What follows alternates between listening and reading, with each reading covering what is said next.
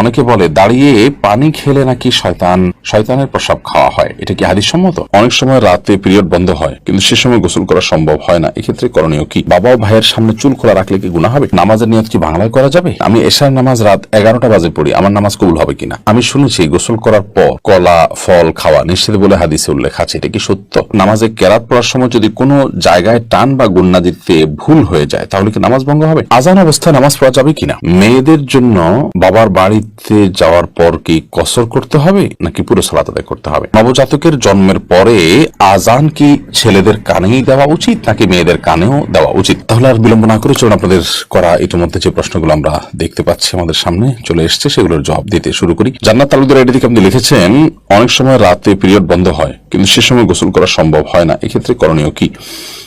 আপনি পরবর্তী সালাতের ওয়াক্ত হওয়ার আগে আগে গোসল করে ফেলবেন। ওমর ফারুক আপনি লিখেছেন, আমি শুনেছি 3 বার বিসমিল্লাহ পড়ে কাপড়ের কোনা ধুলে পুরো কাপড় পাক হয়ে যায়, এটা কি সঠিক? আপনার কোনো কাপড়ে যদি ময়লা লাগে, কোন জায়গায় লেগেছে আপনি জানেন না কিংবা বেশিরভাগ জায়গায় লেগেছে, আপনি যে কোনো কোনা ধরে বিসমিল্লাহ 3 বার পড়ে ধুয়ে ফেলবেন আর আপনার পুরো কাপড় পাক হয়ে যাবে। ব্যাপারটি তো সহজ নয়, বরং আপনাকে পুরো কাপড় পাক করার জন্য চেষ্টা করতে হবে।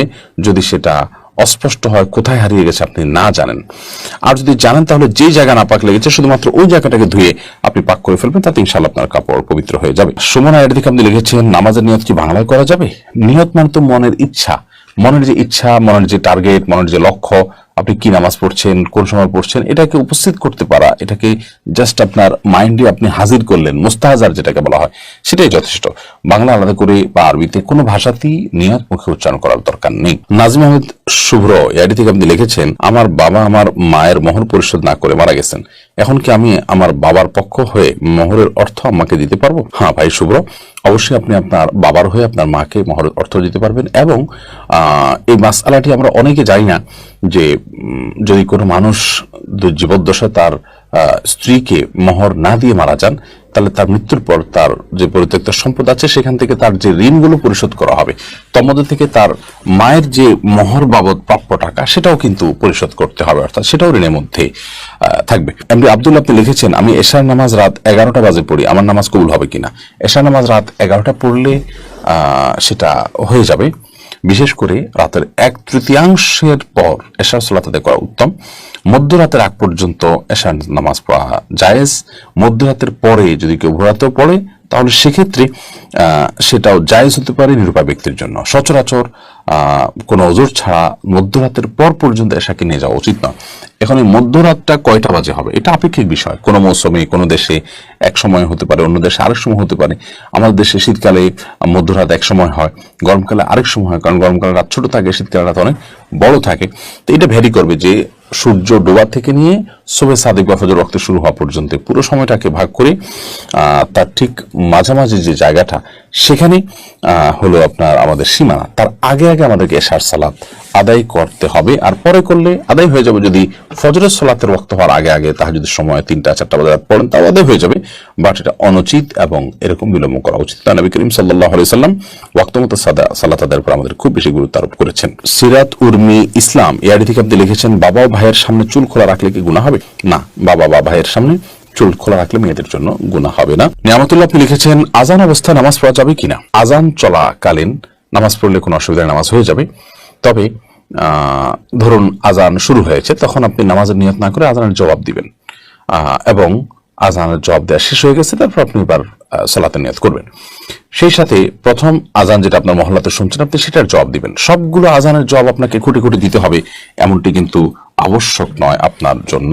মেহেরুন এডি থেকে আপনি লিখেছেন, এশার নামাজ কাজা হলে ভিতরের নামাজও কি কাজা আদায় করতে হবে? জি, এশার নামাজ যদি কাজা হয় তাহলে সেক্ষেত্রে ভিতরের সালাতও তার সাথে আদায় করবেন।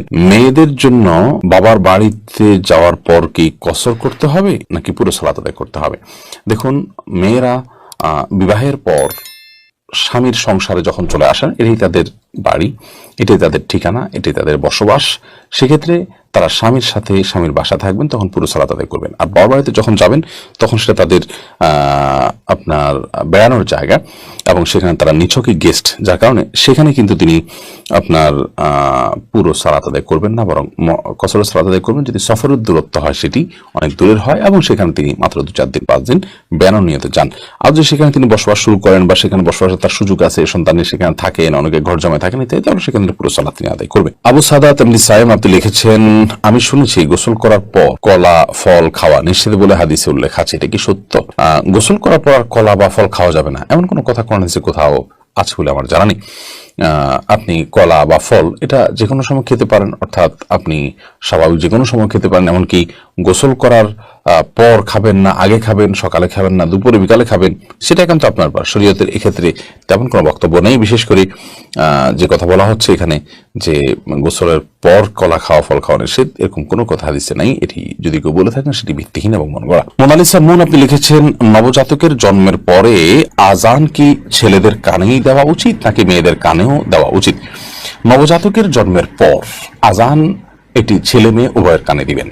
আমরা অনেকে এক্ষেত্রে মনে করি শুধু ছেলেদের কানে দিতে হবে, না, ওটা হলো ছেলে মেয়ে উভয়টির কানে দিতে হবে, এটি সঠিক।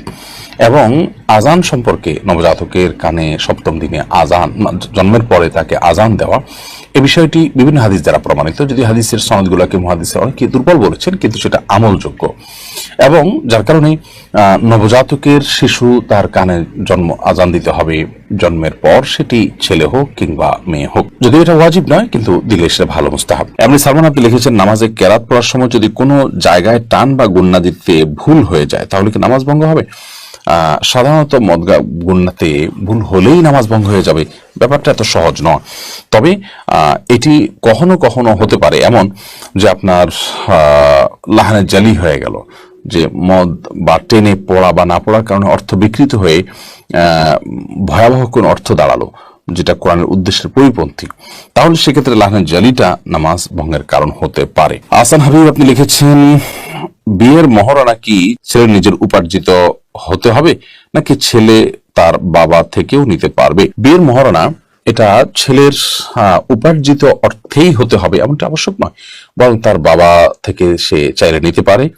এবং আপনার বাবা যদি তার ছেলেকে মহারণার টাকা দেন, মা যদি দেন, কোন বন্ধু বান্ধব যদি দেন, বা অন্য কেউ যদি তাকে হেল্প করেন, তাহলে সেটা তার জন্য নাজায়েজ বা গুনাহের কিছু হবে না, কারণ একজন আরেকজনকে গিফট উপঢৌকন দিতেই পারেন। বাকি এটি মূল আপনার কর্তব্য হলো, এটি আদায় করার কর্তব্য হলো ছেলের উপর। তাকে কেউ দিয়ে দিলে যে ঠিক আছে তোমারটা আমি আদায় করে দিলাম, বা তোমাকে আমি টাকা দিলাম, তুমি এটা দিয়ে আদায় করিও, সেটা জায়েজ হতে পারে। ইয়াসমিন খাতুন আপনি লিখেছেন, অনেকে বলে দাঁড়িয়ে পানি খেলে নাকি শয়তানের প্রসাব খাওয়া হয়, এটা কি হাদিস সম্মত? না ভাই, এটা হাদিস সম্মত কোনো কথা নয়। আমরা অনেক মন গড়া কথাবার্তা বানিয়ে নিয়েছি, যেগুলো হয়তো মানুষকে সংশোধন করার উদ্দেশ্যে কেউ বানিয়েছেন। যেমন দাঁড়িয়ে পানি করলে সেটা শয়তানের পেশাব খাওয়া হয়, নাউজুবিল্লাহ। তারপরে কেউ যদি শুয়ে শুয়ে বই পড়ে তাহলে সেক্ষেত্রে ক্ষতি হয় মুখটা। তারপরে বই পড়ে যদি কেউ পৃষ্ঠা খুলে রেখে যায় তাহলে শয়তান পড়ে ফেলে। এগুলো সব লোকমুখে প্রচলিত এবং বানোয়ার কথা, যেগুলোর কোনো ভিত্তি কোরআন হাদিসে কোথাও নেই। এগুলো যারা বানিয়েছেন হয়তো বা তারা এই জন্য বানিয়েছেন যে ধরুন দাঁড়িয়ে পেশাব পানি খাওয়া তো আসলে স্বাস্থ্যের জন্য ভালো না, গলা আটকে যেতে পারে, আর শরীরের দৃষ্টিকোণ থেকে এটা ভালো জিনিস না। তো এই খারাপ কাজটা যাতে কেউ না করে সেজন্য একটু শক্ত করে একটা বানোয়াট কথা দিয়ে তাকে ভয় দেখাই দিলেন। তো এই ধরনের বিষয়গুলো সৎ উদ্দেশ্য করা হলেও অনুচিত এবং নাজায়েজ। কারণ মান কাযিবা আলাইয়া মুতাআম্মিদান ফালিয়াতাবাওয়া মাকআদাহু মিনান নার। নবী সাল্লাল্লাহু আলাইহি ওয়াসাল্লাম বলেছেন, আমার নামে যে মিথ্যা কথা বলবে, মিথ্যা কথা রটাবে, সেজন্য তার ঠিকানাকে জাহান্নামে জেনে রাখে। বিধায় এই ধরনের আপনার এই ধরনের কথা বলা এটা জায়েজ এবং গুনাহের কথা।